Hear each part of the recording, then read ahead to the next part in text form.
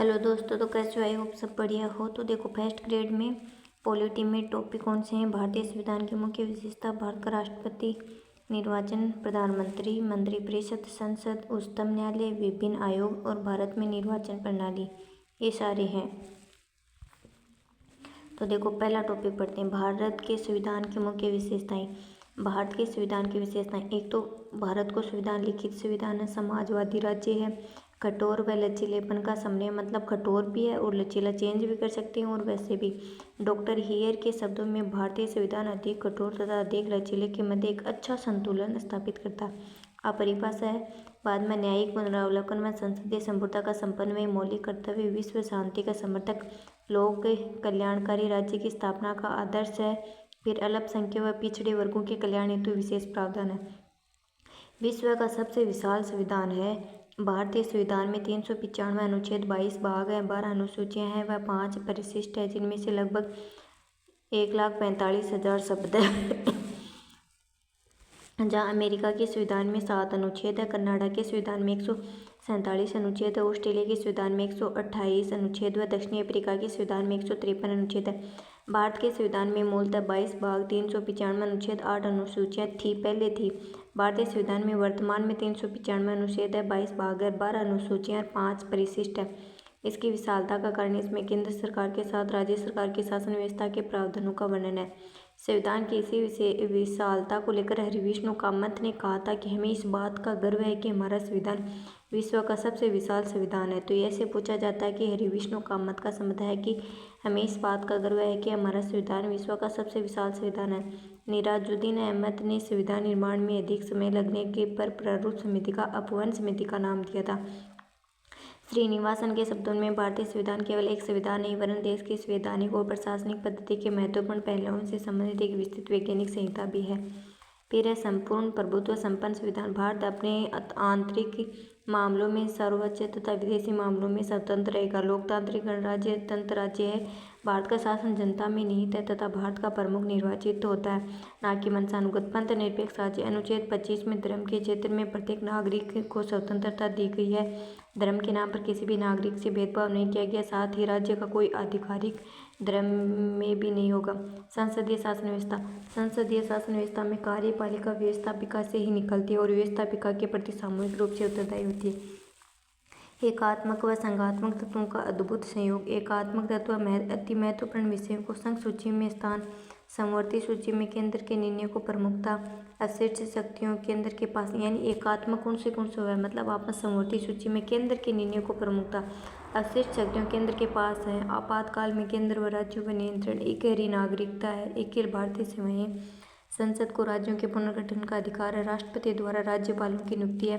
राज्यों की केंद्र पर आर्थिक निर्भरता केंद्र को मजबूती प्रदान करती है। डॉक्टर भीमराव अम्बेडकर, मैं आपके इस विचार से सहमत हूँ कि यद्यपि हमारे संविधान में ऐसे उपबंधों का समावेश भी है जो केंद्र को ऐसी शक्ति प्रदान कर देते हैं जिनमें प्रांतों की स्वतंत्रता समाप्त सी हो जाती है, फिर भी परिसंघात्मक है। डॉक्टर राजेंद्र प्रसाद ने कहा था कि व्यक्तिगत रूप से मैं इस बात का कोई महत्व नहीं देता कि इसे आप संघीय संविधान या एकात्मक संविधान अथवा किसी अन्य नाम से पुकारते हो। अगर संविधान हमारे उद्देश्य को पूरा करता रहे तो नाम से कोई फर्क नहीं पड़ता। संघात्मक विशेषताएं। संविधान की सर्वोच्चता, द्विसदनात्मक विधायिकता, लिखित संविधान, स्वतंत्र निष्पक्ष न्यायपालिका, शासन की शक्तियों, केंद्र व राज्यों के मध्य स्पष्ट विभाजन, द्विस्तरीय शासन व्यवस्था अर्थात केंद्र और राज्य के अलग अलग सरकार होना। स्वतंत्र में एकीकृत न्यायपालिका। भारत में न्यायपालिका का एकीकृत स्वरूप है जिसमें सर्वोच्च न्यायालय भारत का सबसे बड़ा न्यायालय है तथा इसके सभी फैसले भारत के अन्य सभी न्यायालयों में लागू होते हैं। सार्वभौम वयस्क मताधिकार। हमारे देश के संविधान में 18 वर्ष की आयु प्राप्त प्रत्येक नागरिक को समान रूप से मताधिकार प्रदान किया गया है।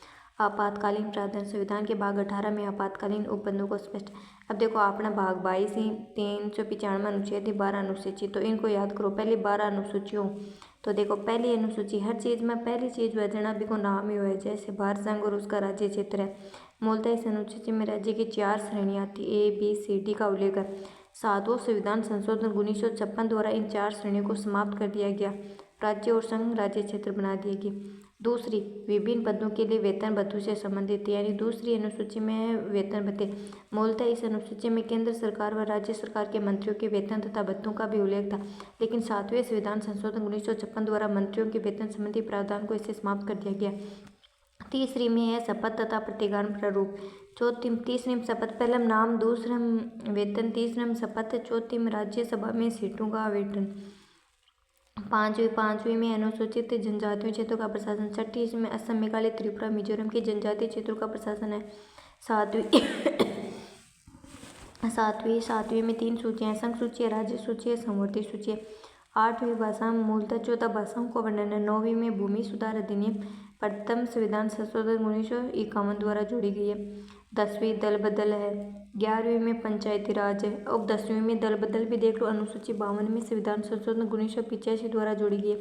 11वीं में पंचायती राज है। ये अनुसूची 73वें संविधान संशोधन 1992 द्वारा जोड़ी गई। इसमें कुल 29 विषय शामिल है। 12वीं नगर पालिकाएं, ये 76वें संविधान संशोधन 1992 द्वारा जोड़ी गई। 18 विषय शामिल है। देखो, तीसरी अनुसूची, ईश्वर सत्य किसकी शपथ लेते हैं, तो ईश्वर सत्यनिष्ठता की शपथ या प्रतिज्ञान का प्रारूप है। संघ सरकार के मंत्री, संसद के निर्वाचन हेतु उम्मीदवार, संसद के सदस्य, सर्वोच्च न्यायालय के न्यायाधीश। भारत के नियंत्रकों, मालिका परीक्षक, राज्य सरकार के मंत्री, राज्य विधानमंडल, निर्वाचन हेतु उम्मीदवार, राज्य विधानमंडल के सदस्य, उच्च न्यायालय के न्यायाधीश। मूलतः इस अनुसूची में संसद तथा राज्य विधानमंडल के निर्वाचन हेतु उम्मीदवारों के लिए शपथ के प्रारूप का उल्लेख नहीं था। 16वें संविधान संशोधन 1963 द्वारा इनकी शपथ के प्रारूप को शामिल कर लिया गया। तीसरी अनुसूची में राष्ट्रपति, उपराष्ट्रपति, राज्यपाल की शपथ के प्रारूप का उल्लेख नहीं। ये क्वेश्चन बहुत बार आता है कि तीसरी अनुसूची में किस किस का नहीं है, तो राष्ट्रपति का नहीं, उपराष्ट्रपति का नहीं, राज्यपाल का। इन पदों की शपथ का प्रारूप 3 देखो, राष्ट्रपति तो अनुच्छेद 60, उपराष्ट्रपति अनुच्छेद 69, राज्यपाल है 169। बाद में देखो 7वीं अनुसूची में संघ सूची में राष्ट्रीय, अंतर्राष्ट्रीय महत्व के विषय शामिल होते हैं, यानी संघ यानी राष्ट्रीय और अंतर्राष्ट्रीय होते हैं। कानून का केवल संसद को प्राप्त होता है।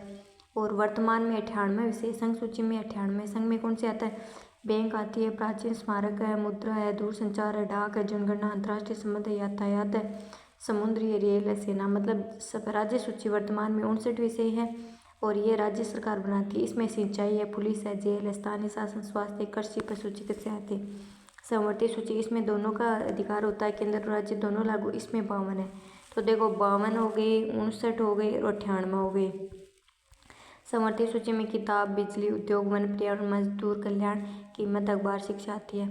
अनुच्छेद 248 के तहत शेष बचे हुए विषय संघ सूची, राज्य सूची, समवर्ती सूची के विषयों के अतिरिक्त पर कानून निर्माण की शक्तियाँ केंद्र सरकार को दी गई, जिन्हें अवशिष्ट शक्तियाँ कहते हैं। 8वीं अनुसूची में मूलतः 14 भाषाएं शामिल थी, जबकि वर्तमान में इसमें 22 भाषाएं शामिल हैं। इसमें से 92वें संविधान संशोधन 2003 द्वारा बोडो, डोगरी, मैथिली, संताली, BDMS यानी बोडो मास का होता है ना वो, तो बोडो, डोगरी, मैथिली, संताली। नवी अनुसूची भूमि सुधार अधिनियम है। इस अनुसूची को प्रथम संविधान संशोधन 1951 द्वारा जोड़ा गया। इस अनुसूची में मूलतः 13 अधिनियम शामिल थे।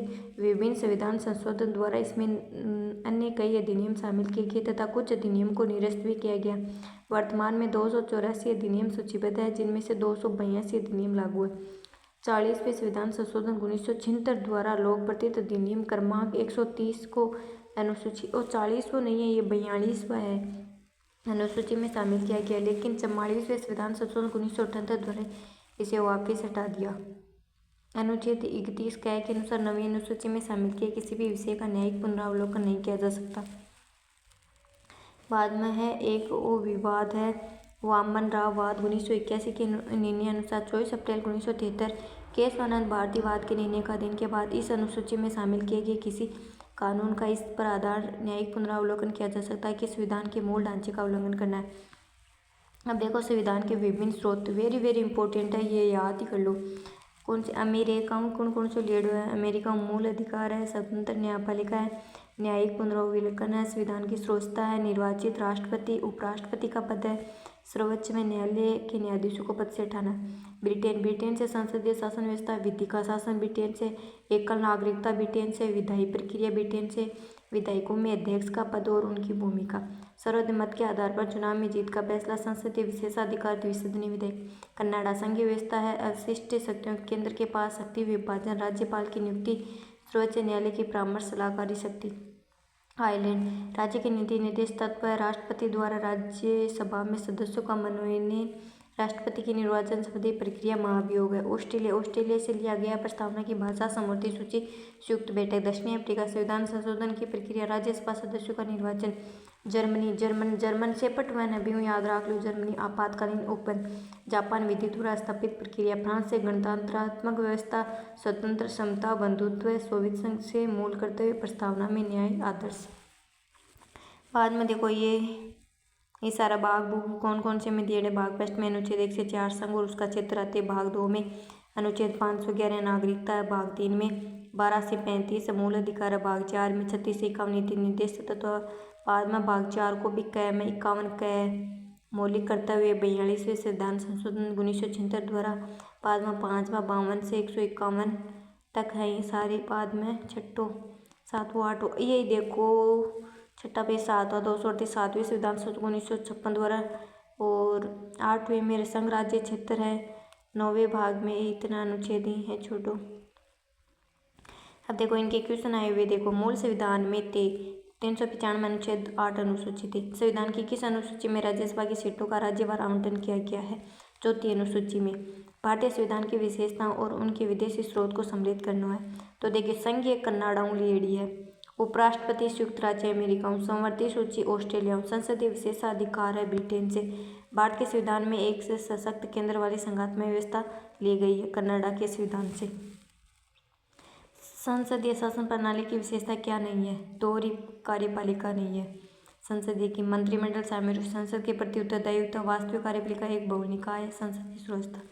यदि किसी राज्य सरकार के द्वारा पंथ निरपेक्षता विरोधी नीतियों को लागू किया जाता है तो अनुच्छेद 365 के अंतर्गत राज्य सरकार के विरुद्ध कार्रवाई की जा सकती है। उच्चतम न्यायालय द्वारा ये निर्धारित किया गया था। तो SR बॉम्बे बनाम भारत संघ 1994। किस प्रकरण के निर्णय में उच्चतम न्यायालय ने 1994 में अनुच्छेद 356 के प्रयोग के मार्गदर्शन सिद्धांत स्थापित किया था? तो SR मुंबईवाद। भारत का संविधान बहुत लंबा, बहुत कठोर, बहुत आगे। ये है आइवर जेन्स के PY का। भारत के संविधान में अपनाई गई वेस्टमिंस्टर प्रणाली का संबंध किससे? तो संसदीय प्रणाली से। तो ये एक टॉपिक कंप्लीट हो गया है। और वीडियो अच्छा लगे तो लाइक शेयर सब्सक्राइब कर देना। धन्यवाद।